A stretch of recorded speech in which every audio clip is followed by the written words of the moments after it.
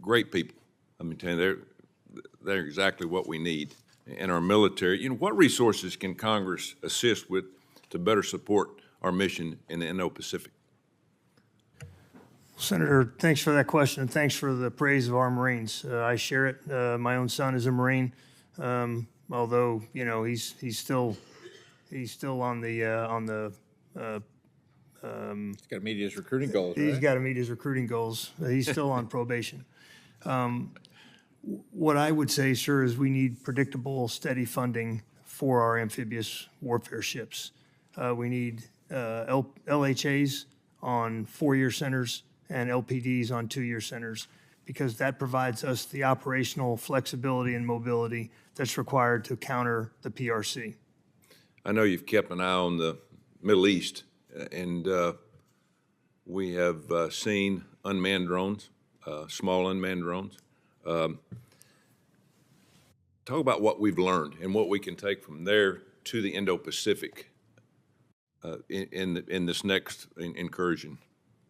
Yes, sir. What we've learned is that directed energy weapons are going to be a thing of the future, because we can't get into a reverse cost curve where we're expending, $1 million missiles to shoot down $100 drones. We've got to invest in the technology and the capability to disable drones in flight, to disable their targeting infrastructure, and to knock them down without shooting a missile at them. Because that's putting us on the wrong side of the cost curve, and we're working on that now at the Marine Corps Warfighting Lab. Yeah, I think Senator King would agree with you on that. We've talked about it quite often. Secretary Del Toro, the Navy recently released their 45-day shipbuilding review last month, and there are significant delays. The Columbia class are now 12 to 16 months late. We make components in Mobile for the Columbia class, and we hear a lot about studying this and doing a report on that. We need results, obviously, and I know you're on top of that. What are we doing to fix this? Yes, sir. Well, it's just as one example, Senator, and I know your commitment and passion for this. Down in Austell, for example, the Navy actually worked very closely with Austell over the last couple of years to turn it into a steel production facility.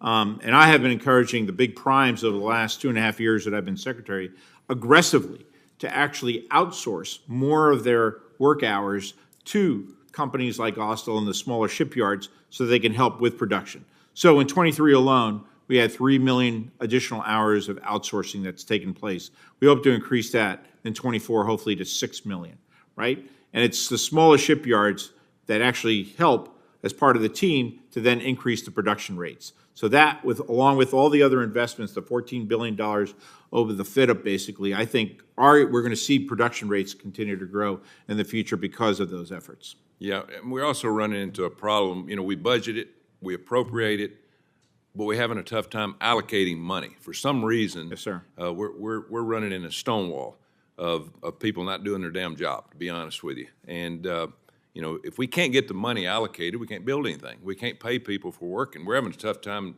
now getting people to work and people that are trained to work. And it's getting worse and worse. It is not getting better. You have obviously been addressing that. No, sir, and I agree with you. And, with the continuing resolution, we can't allocate those funds until the funds are actually given to us. So I'm actually increasing our contracting workforce in 24 so that we could actually provide resources to the vendors far quicker once we get the authorizations and the appropriations in place. Yeah, and we're working very hard to train people. We're actually recruiting out of McDonald's, Walmart's, yes, training sir. welders and all those things.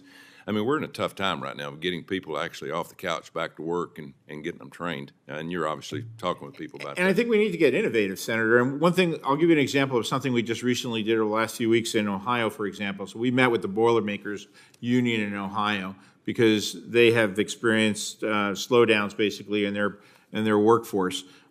So Bartlett Industries in Ohio, for example, is training those Boilermakers on how to actually work in their shipyards. And then hopefully we're going to be providing those to Wisconsin to help with the Constellation class frigate in Wisconsin. Yeah, and Admiral, we're running low on people, and you talked earlier about recruiting. Please tell me we're not dropping our standards to recruit. That'd be the worst thing that we possibly could do. Drop our standard. We need a well-trained, obviously a group that wants to do it for the right reasons. Your thoughts? Yep, Senator Tuberville, we are not lowering our standards. We are working really hard to improve our recruiting enterprise, to improve throughput per recruiter, and really look broadly at getting out to every zip code in America to bring that talent that we need. People that meet our standards, we want them on our team, every single one of them. Are we taking non-citizens, non-American citizens in the Navy? We only take people that are legally allowed to enter the Navy. Okay, thank you. Thank you, Mr. Chairman. Thank you, Senator Tuberville. Senator Blumenthal.